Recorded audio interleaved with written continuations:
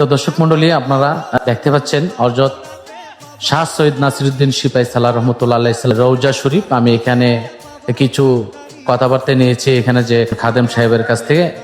উনি সুন্দরভাবে নাসিরউদ্দিন সিপাহী সালাহ কিভাবে এসেছে এখানে, কিভাবে এখানে এসে দ্বীনের শিক্ষা দিয়েছে এবং ওনার পূর্ব পশ্চিম মাজার কিভাবে হয়েছে।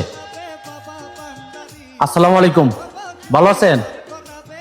শাহ সৈয়দ নাসিরউদ্দিন সিপাহী সালাহ অনেক গুণীমানী আল্লাহর ওলি ছিলেন। বিশ্বের মধ্যে একমাত্র পূর্ব পশ্চিম মাজার হচ্ছে হযরত শাহ সৈয়দ নাসিরউদ্দিন সিপাহী সালাহ রহমতুল্লাহ সাল্লামের মাজার। ওনার যে মাজার পূর্ব পশ্চিম হলো কিভাবে, একটু অল্প করে যদি একটু বিস্তারিত বলতেন। আউযু বিল্লাহি মিনাশ শাইতানির রাজিম। বিসমিল্লাহির রহমানির রহিম। আসসালাতু ওয়াসসালামু আলা আশরাফিল আমবিয়া ওয়াল মুরসালিন ওয়া আলা আলিহি ওয়াস সাহাবিহি ওয়া তাবি ওয়া আউলিয়ায়ে কামিলিন। প্রিয় দর্শক, আসসালামু আলাইকুম ওয়া রাহমাতুল্লাহি তাআলা ওয়া বারাকাতুহু। আমি সৈয়দ মুরাদ আহমদ চিশতি, সাজাদানশীন ও খাদিমুল কওম, মুরারবন দরবার শরীফ, যেখানে ইসলামের মহান বীর পুরুষ, মহান আউলিয়ায়ে কেরাম হযরত সিপাহ সালার সৈয়দ নাসিরউদ্দিন রহমতুল্লাহ আলাইহি পূর্ব পশ্চিমে রওজা হইয়া এবং 120 জন আউলিয়ার সঙ্গে নিয়ে শায়িত আছে। সুবহানাল্লাহ। এই দরবার শরীফের প্রধান দুইটা বড় বড় কারামত হচ্ছে, বড় বড় দুইটা আশ্চর্য হচ্ছে, হযরত সিপাহ সালার সৈয়দ নাসিরউদ্দিন রহমতুল্লাহ আলাইহি পূর্ব পশ্চিমে শায়িত আছেন, যেটা পৃথিবীর বুকে আর কোথাও এই ধরনের ঘটনা নাই। 120 জন আউলিয়া একই দরগাহ কমপ্লেক্সের ভিতরে শায়িত আছেন। এইটাও বাংলার জমিনে কোথাও নাই। সুবহানাল্লাহ। হযরত সিপাহ সালার সৈয়দ নাসিরউদ্দিন রহমতুল্লাহ আলাইহি জন্ম মদিনাতে, বসবাস করতেন বাগদাদ শরীফে এবং হালাল রিজিক উৎপন্ন করে খাওয়ার জন্য দিল্লির রাজদরবারে চাকরি করতেন। কারণ তৎকালীন মুসলিম সাম্রাজ্যের রাজধানী ছিল দিল্লিতে। দিল্লির বাদশাহ যখন ওনার কারামত দিল্লির বাদশার কাছে প্রকাশ পাইল, তখন দিল্লির বাদশাহ ওনাকে দিল্লি সালতানাতের সিপাহ সালার পদে অধিষ্ঠিত করে সিলেটের অভিমুখে প্রেরণ করেন মুসলিম নির্যাতনের বিচার করার জন্য। মুসলিম নির্যাতনের বিচার করতে উনি বিসমিল্লাহ বলে রওনা হইলেন এবং পথিমধ্যে কোনো গবেষক বলছেন এলাহাবাদ, কোনো গবেষক বলছেন ত্রিবেণীর ঘাটে হযরত শাহজালাল ইয়ামানী রহমতুল্লাহ আলাইহি সহ 360 জন আউলিয়া সাক্ষাৎ মিলে। হযরত শাহজালাল ইয়ামানী রহমতুল্লাহ আলাইহি এবং 360 জন আউলিয়া এবং দিল্লি সালতানাতের শাহী ফৌজ, এই সবাই একত্রিত হয়ে সিলেটে আসেন। সিলেট বিজয় হয় 1303 খ্রিস্টাব্দে। সিলেট বিজয় হওয়ার পরে উনি হবিগঞ্জে চলে আসেন। তৎকালীন হবিগঞ্জের নামকরণ করা হয় তরফ রাজ্য। হবিগঞ্জ তথা তরফ রাজ্যে চলে আসেন। তরফ রাজ্য বিজয় হয় 1304 খ্রিস্টাব্দে। আপনারা যেটা জানতে চাচ্ছেন যে ওনার মাজার শরীফ পূর্ব পশ্চিমে কেন, উনি ওসিয়ত করছিলেন যে আমাকে পূর্ব পশ্চিমে দাফন করল।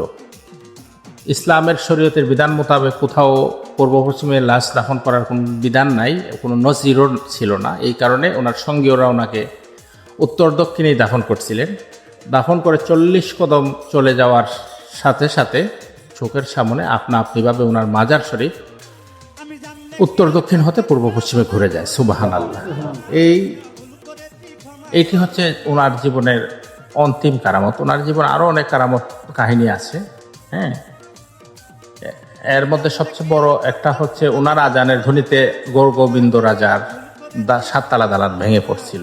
হযরত সিপাহ সালার সৈয়দ নাসিরউদ্দিন অনেক বড় শান। ওনার পরিকল্পনায় পরবর্তী পর্যায়ে কুমিল্লা, পরবর্তী পর্যায়ে চট্টগ্রামে, সমস্ত বাংলাদেশে পর্যায়ক্রমে আস্তে আস্তে ইসলামের বিজয় হয়, যার ফলশ্রুতিতে আমরা বাংলাদেশটার একটা ইসলামী রাষ্ট্র হিসাবে পাইছি। হ্যাঁ, আলহামদুলিল্লাহ, মহান রাব্বুল আলামিনের দরবারে লাখো কোটি শুকরিয়া। এই মহান আউলিয়ায়ে কেরাম, ইসলামের মহান বীর পুরুষ হযরত সিপাহ সালার সৈয়দ নাসিরউদ্দিন রহমতুল্লাহ আলাইহির পবিত্র উরুস মোবারক জানুয়ারির 14, 15, 16 অনুষ্ঠিত হয়। খুবই ভাবগম্ভীর্যের সাথে, খুবই শান শৌকতের সাথে ওনার উরুস উদযাপিত করা হয়। তো আল্লাহ পাক আমাদের আউলিয়া কেরামের জীবনী পর্যালোচনা করে এই আউলিয়া কেরামের জীবনীর থেকে আমাদের তরিকত এবং তাসাউফের নলেজ জ্ঞান অর্জন করার তৌফিক এনায়েত করে দিন। এই মোনাজাত রেখে আমি আমার বক্তব্য শেষ করছি। আসসালামু আলাইকুম। প্রিয় দর্শক মন্ডলী, আপনারা শুনতে পাচ্ছেন হযরত শাহ সৈয়দ নাসিরউদ্দিন সিপাহী সালাহ রহমতুল্লাহ ইসলামের দরগায় যিনি খাদেমের দায়িত্ব পালন করেন। আপনি তো মনে হয় মুরিদও করেন? জি জি, আমি আলহামদুলিল্লাহ। পীর সাহেব আমাকে আমার পীর সাহেব আমাকে খেলাফত দান করেছেন। হ্যাঁ, সেই থেকে আমি আমার এই দিনের খেদমত, খাদিমুল কৌম হিসাবে আমি আছি আর কি, মানে অর্থাৎ পীর সাহেব হিসাবে আছি। আলহামদুলিল্লাহ। প্রিয় দর্শক, আপনারা হযরত শাহ সৈয়দ নাসিরউদ্দিন সিপাহী সালাহ রহমতুল্লাহ ইসলামের এখানে 120 আউলিয়া সহ এখানে অনেক অলিয়া উলিয়ার আরও শুয়ে আছে। তো বিশেষ করে সিলেট ভূমির মধ্যে হবিগঞ্জ জেলার সোনারগাঁও থানাধীন 120 আউলিয়া, এখানে মোরারবন্দ 120 আউলিয়া শায়িত আছেন। তো আপনারা যারা আসতে চান অবশ্যই আসতে পারেন। আর যদি আপনারা কেউ বায়েত হইতে চান ওনার কাছে ইনশাল্লাহ বায়েত। অবশ্যই যদি বায়াত হওয়ার ইচ্ছা থাকে, এই দরবারে আরো অনেক পীর সাহেব আছেন, যার যেখানে মন চায় এখানে হইতে পারেন, অসুবিধা নাই। আসসালাম। আমার কাছে বায়াত জিনিসটা হচ্ছে অন্যরকম বিষয়। আমার কাছে হইতে হবে এমন কোনো কথা না। হ্যাঁ, পীর পছন্দ, আগে পীর পছন্দ হইতে হইব। হ্যাঁ, একজন মোরারবন্দি পছন্দ হইল না, একজন গিয়া সুলতান সিতে হইল, আন্দুরাতে হইল, অসুবিধা নাই। ভান্ডার শরীফে হইল, অসুবিধা নাই। মোরারবন্দি হইতেইব এমন কোনো কথা না, আমার কাছে হইতেইব এমন কোনো কথা না। যার যার পীর পছন্দ অনুযায়ী চয়েস করবেন। বিদায় নিলাম। প্রিয় বন্ধুরা, সবাই ভালো থাকুন, সুস্থ থাকুন। সবার জন্য শুভকামনা রইল। আসসালামু আলাইকুম।